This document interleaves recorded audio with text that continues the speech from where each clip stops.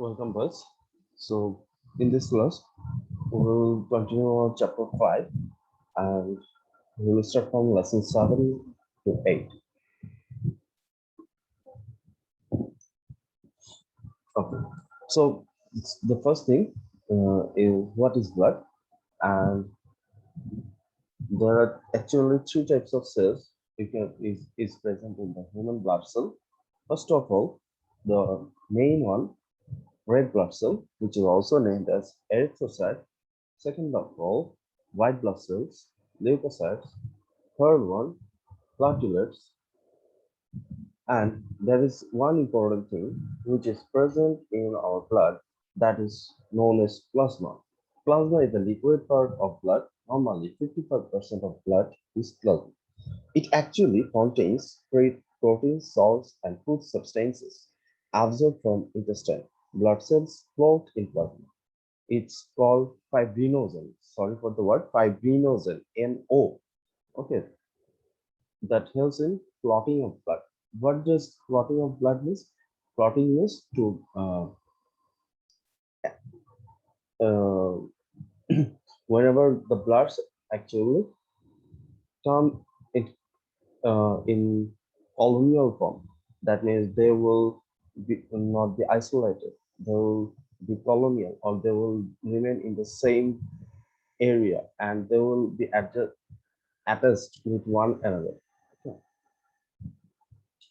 So in this picture, you can see the platelets, red blood cells, and blood vessels and erythrocytes. These are the white blood cells. These yellowish colors are known as plasma, and the red blood cell, which you can see that they are actually red in color, and these are the parts. These are known as platelets. These cells are known as platelets. Okay, so now we'll know about blood and its constituents. The average human adult has more than 5 liters of blood in his or her body.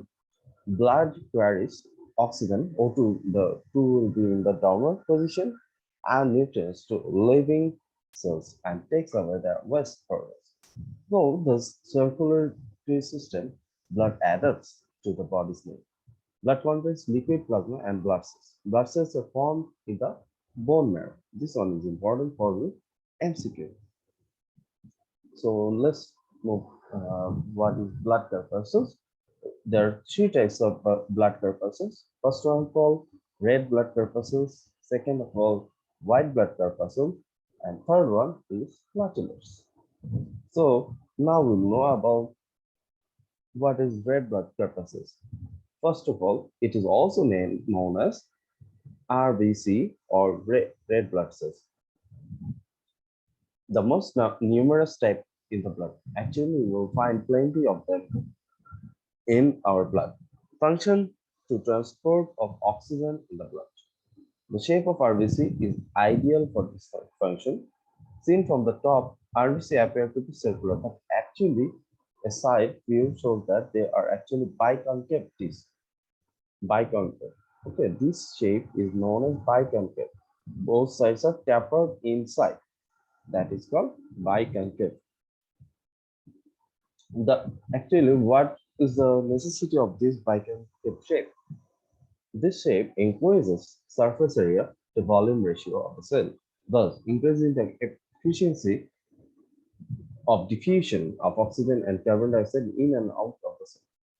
So আমাদের সেলের মধ্যে oxygen কি পরিমাণে in করবে আর out করবে বের হয়ে যাবে কার্বন ডাইঅক্সাইড, এইগুলার সারফেস এরিয়া যত বড় হবে তখন এগুলোর পরিমাণ ইনক্রিজ করবে। ব্যাপারটা হলো আপনার যদি নাক বেশি বড় হয় আপনি বেশি না অক্সিজেন নিতে পারবেন, আবার নাক যদি ছোট হয়ে যায় তখন দেখা যাবে কি আমাদের অক্সিজেন অত বেশি নিতে পারবো না। সো এটার মতো করে চিন্তা করুন। RBCs also have a flexible plasma membrane. Okay, the RBCs contain why it is flexible, because the RBC actually helps in oxygen and carbon dioxide in and out of the cell. So that's why the plasma membrane should be flexible. RBCs contain tremendous amount of hemoglobin, the protein that binds oxygen. Actually, this hemoglobin binds the oxygen and that gives you the color of red. They have a limited, sorry for the word limited repeatedly, they have a limited lifespan of about 120 days. 120 days is almost 4 months. So that's why people call that you can give blood to one person after every 4 months. So in that sense, you can give 3 times in a year. And why you should give blood? Because after every 4 months, your blood cell actually destroy, and then these blood cell will not be used anywhere. So that's why if you give blood to any other person, that person may have a better life, or if he has cancer, okay, or if there is necessity of blood, your blood can be given to that person. Okay, you can save a life also. Okay, this one is picture of red blood cells. Now we'll know about white blood corpuscles. This one is bit larger in size and irregular in shape. What is irregular shape? That means you will not find them in a definite shape. Okay, you'll find them sometimes in round shape, sometimes in circular shape. But one thing, they have main major difference. They contain nucleus and they are produced in spleen and bone marrow. Okay. The kill germs that enter into the body, it acts as a security guard of the body. They can be compared with soldiers. The soldiers fight with others. In the same way, they fight with the germs. Okay, so I think all of you are thinking, so what is the bone marrow? And now we will go into this. This one is known as the bone marrow. This is the red bone marrow. Okay, hematopoietic cell, stem cells. These stem cells or mother cells are produced from this red bone marrow. And from this hematopoietic cell, red blood cell, white blood cell, and platelets are formed. So bone marrow is a spongy tissue inside some of your bones, such as your hip and thigh bone. Okay, spleen. So this one is the spleen in our body. Okay, this white part is known as the WBC and the red parts are known as RBC. These round shapes are known as the white blood cells.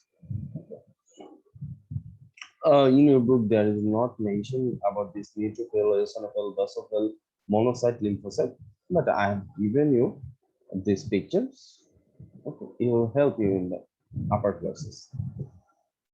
So let's topic the platelets. It looks like a circular or round structure. They are smaller than red blood corpuscles and they don't contain any nucleus. Okay, but in white blood cell, we saw that they must have a nucleus and they are also produced in red bone marrow. But the white blood cell were producing in the bone marrow. It helps the blood clotting process or coagulation by gathering at the site of an injury, sticking to the lining of the injured blood vessel and forming a platform on which blood coagulation can occur.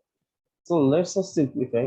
Whenever you are injured, you can see that sometimes the blood comes out, and after some time, you will feel that whenever the blood coming stops or the blood emitting stops, then you will find that the bloods are continuously clotting.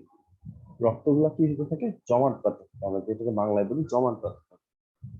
তখন ওইখানে যে জমাট বাঁধতে help করে, those are known as platelets. This results in the formation of fibrin clot. এই যে আমরা যে শক্ত হয়ে যায় চামড়াটা, তখন এটাকে ওই শক্ত চামড়াটাকে বলা হয়, দেখবেন খয়েরি কালার, ব্রাউনিশ কালার হয়ে যায়, এটাকে বলা হয় fibrin clot, which covers the wound and prevents blood from leaking out. এই যে তখন এখান থেকে কি হতে পারে না, ব্লাডটা বের হতে পারে। Okay, so this one is the platelet and involves in blood clotting, রক্ত জমাট বাঁধতে সাহায্য করে। Okay, so let's know about an interesting fact. Why do people living in high altitudes have rosy cheeks? It is a cute boy in the right side. You can see that he has rosy cheeks. Why it is that? Why does he have this rosy cheeks? Concentration of oxygen in air is lower in the wherever you go in upward, you'll feel that you have lower oxygen. You can experiment it. So whenever you go upward, if you run first, then you'll feel that you are lacking of oxygen. Okay. So if you go higher, then the oxygen concentration, the amount of oxygen concentration is amount. Amount of oxygen will be lower and absorb insufficient oxygen for respiration. So if you have lower amount of oxygen, then you will not get the proper amount of oxygen for your respiration. Okay, body produces more red blood cells. In that case, our body starts to produce more and more red blood cells. So as a result, increased amount of hemoglobin per unit volume of blood. Okay, so if the red blood cells are increased, then the hemoglobin also increase. The hemoglobin level also increases at that time. So as far we know that hemoglobin is reddish in color, and they also can transport oxygen. So this oxygen will be transported to our blood vessels and cells. Okay. Hence, that is why more oxygen can be transported to the cell. So that's the end of our interesting fact and our class. Thank you, everyone.